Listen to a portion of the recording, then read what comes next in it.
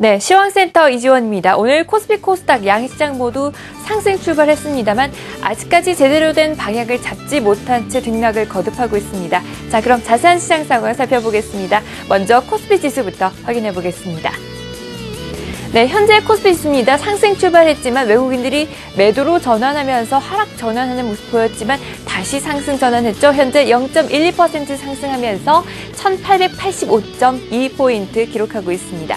다음 코스닥 지수도 살펴보겠습니다.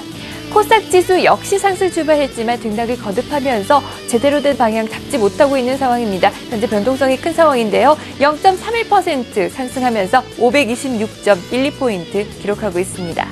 자, 다음 양시장 매매 동향도 확인해 보겠습니다. 코스피 매매 동향입니다. 외국인들의 매도세가 짙어지고 있습니다. 8거래일 연속 외국인들이 매도 우위를 나타내고 있는데요. 현재 122억 원의 매도세를 나타내고 있고요. 기관은 15억 원의 매도 물량 나타내고 있습니다. 개인만이 나홀로 사자세를 보이면서 140억 원의 매수 우위를 나타내고 있습니다. 자, 다음 코스닥 매매 동향도 확인해 보겠습니다. 코스닥 시장에서도 역시 외국인들 5거래일 연속 매도세를 보였었는데요. 현재 매수로 전환하는 모습 보이고 있습니다. 35억 원의 매수 우위를 나타내고 있고요. 개인과 기관의 동반 팔자세가 이어지고 있습니다. 현재 개인이 13억 원, 기관이 16억 원의 매도 우위입니다. 자, 다음으로 특징주들도 한번 살펴보겠습니다. AP시스템부터 확인해 보시죠. 네, AP시스템입니다. 올해 사상 최대 실적에 대한 기대감으로 오늘 시장에서 강세를 보이고 있습니다. 2분기에 전년 동기 대비해서 매출액과 영업이익 모두 증가할 것으로 보이고 있는데요. 현재 5.24% 상승하면서 12,050원 선 기록하고 있습니다. 자, SK하이닉스도 한번 짚어보겠습니다. SK하이닉스 역시 2분기에 매출액이 3조 6,800억 원으로 예상이 되고 있고요. 영업이익도 1조 300억 원을 넘어설 것으로 예상되고 있습니다. 현재 2.46% 상승하면서 31,200원 기록하고 있습니다. 마지막으로 위메이드도 한번 살펴보시죠. 윈드러너가 중국으로 출시가 되면서 성장에 대한 기대감이 모아지고 있습니다. 하반기에 실적 모멘텀이 예상이 되는데요. 이 중국을 중심으로 해서 해외 시장의 성장 모멘텀이 기대감이 모아지면서 나흘 만에 반등에 성공했습니다. 현재 1.19% 상승하면서 59,100원 선 기록하고 있습니다. 장중에 6만 원 선 넘어서는 모습도 보이고 있습니다. 네, 마지막으로 환율도 한번 살펴보겠습니다. 달러 대비 원화 환율입니다. FOMC 회의 결과를 앞두고 관망세가 짙어지고 있는 상황이죠. 현재 1127원 70전 기록하고 있습니다. 네, 지금까지 이렇게 시장 상황 살펴봤습니다. 시황센터 이지원이었습니다. 네, 지금 장이 시작한 지 불과 1시간밖에 되지 않았는데 상승세에서 출발했던 양대지수가 내림폭을 확대하다가 그러니까 하락권에 위치를 해 있다가 다시금 상승 반전을 하면서 오름폭을 확대하고 있다는 점은 긍정적으로 보여지는데요. 전반적인 체크포인트 또 어떤 것들이 있는지 알아보겠습니다. 역시 화면으로 첫 번째 키워드부터 만나보도록 하죠. 네, 첫 번째 키워드 투자 심리입니다. 사실 투자 심리가 안 좋았던 것은 어제 오늘 일은 비단 아니겠지만 어제 같은 경우에는 거래 대금이 또 3조 2천억 원대에 머무르지 않았습니까? 그렇습니다. 투자 심리가 또 FOMC 회의를 앞두고 급격하게 더욱더 안 좋아지는 양상인데 회의 이후에는 좀 시장에 대한 믿음이 확산될 수 있을까요? 기대를 해야죠. 예. 특히 오늘 요 1시간 동안 전개된 흐름들 속에서 어떠한 투자 심리의 모습들이 반영이 되고 있는지를 아주 극단적으로 보여주었다라고도 볼 수가 있습니다. 우리가 시장을 분석하는 여러 가지 방법 중에요.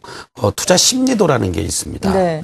결국은 우리가 10거래일 동안 주가가 얼마나 상승했느냐 하는 이러한 부분들을 우리가 더하고 나누고 이렇게 계산을 하는 거다라고 보시면 되겠는데 최근 들어서의 투자 심리도는요. 10거래일 동안에 단 이틀을 제외하면은 계속해서 하락세를 보였습니다. 그러니까 결국 투자 심리도 20이라는 얘기죠. 우리가 기준점을 볼 때 75% 이상은 과열권이다. 그리고 또 25% 이하는 침체권이다. 이런 얘기들을 많이 합니다. 네. 그만큼 모든 투자 주체들이 현재 이런 단기간에 급락하는 과정 속에서 한마디로 얘기하면 얼어붙었다라고도 볼 수가 있죠. 그래서 오늘 1시간 동안 전개된 흐름들 속에서도 보면은 약보합으로 출발하는 듯한 모습 속에서 순간적으로 반등 주다가 다시 또 급격하게 밀려버리고 그리고 또 다시 또 반등을 주는 이러한 그 짧은 시간 속에서도 극도로 불안정한 이러한 투자 심리의 모습들을 코스피 시장뿐만이 아니라 코스닥 시장도 지금 보여주고 있다라고 볼 수가 있습니다. 다만 여기서 이제 여러분들이 한 가지 염두에 두면서 대응을 해 주셔야 될 건요. 뭐 FOMC 회의 결과라든가 또는 여러 가지 어떤 실적에 대한 부담감이라든가 뭐 성장의 논란 이런 것들이 있겠지만 단순하게 시장을 접근했을 때 바로 이 투자 심리라는 부분을 본다라면은 상당히 의미 있다라고 볼 수가 있는 거겠죠. 자, 지금 일별 주가의 흐름들을 여러분들 한번 보시도록 하겠습니다. 그러니까 오늘 2%의 오름세를 현재 보여주고 있다라는 측면에서 본다라면요. 10거래일 동안의 움직임들을 보면 이제 투자 심리도가 만약에 오늘 플러스로 마감이 된다라면은 이제 30%로 조금 개선되는 이러한 양상으로 나타날 수가 있겠습니다. 또한 어떤 수급적인 측면을 여러분들 보시면은요.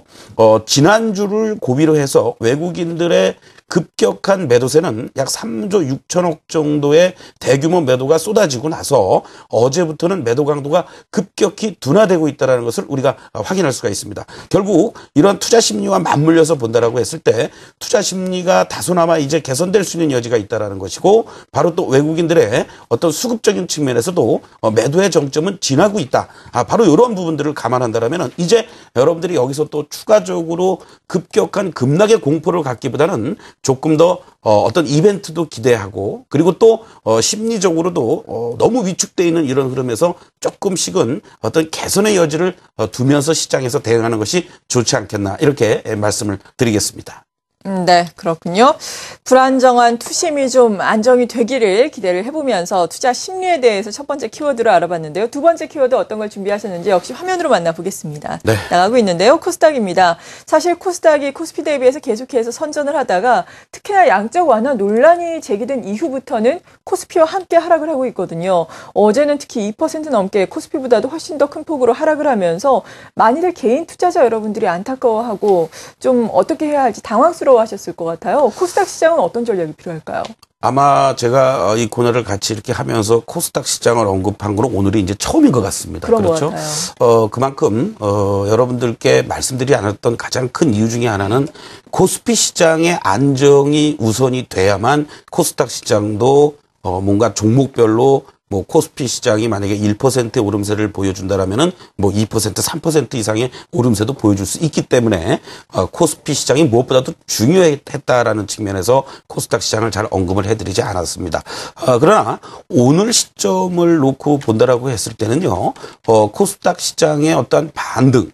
결국 이것이 추세의 반전을 의미하는 것은 아니겠습니다만은 어떤 매도 공세 속에서 여러분들이 미처 물량을 줄이지 못하셨다라는 측면에서 본다라면은 오히려 이제는 코스닥 시장도 기술적 반등이 나올 만한 자리에 있다. 이런 측면에서 반등을 이용한 어떤 그 매도의 관점으로 접근을 해달라는 측면에서 말씀을 드리고 싶은 거죠.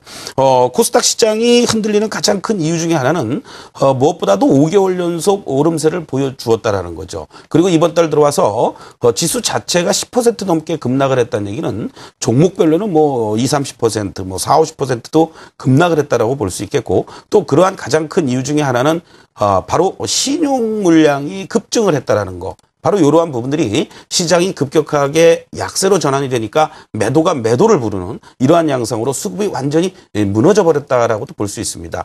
특히 외국인이나 기관들의 어떤 매도 공세가 코스피 시장뿐만 아니라 코스닥 시장도 예외는 아니었었죠. 다행히 코스닥 시장도 이제 외국인 기관들의 어떤 급격한 매도세가 좀 다소 진정이 되는 구간으로 접어들고 있다라고 보시면 되겠고, 글쎄요, 어떤 면에서 본다라면 이제 신정부에서 코스닥 시장을 굳이 뭐 활성화시키기 위한 어떤 정책이 나온 것은 아닙니다만은 일련의 여러 가지 일들이 코스닥 시장이 수혜를 볼 만한 그런 정책들이 많이 나왔습니다. 그동안. 네. 그런데 이제는 오히려 그러한 발표된 내용들을 좀 더 다듬고 강화시켜 나가는 하나 둘씩 뭔가 새로운 것들이 나오기보다는 기존에 발표됐던 것들을 이제 만들어 나가는 과정으로 되다 보니까 어떤 코스닥 시장의 뭐라 그럴까요? 획기적인 어떤 그 이슈가 될 만한 그런 신선한 재료들도 또 줄어들었다는 얘기죠. 바로 이러한 부분들이 코스닥 시장의 어떤 매기의 이전 현상도 둔화되고 그리고 또 개인 투자자들의 어떤 신용 물량이 급증한 데 따른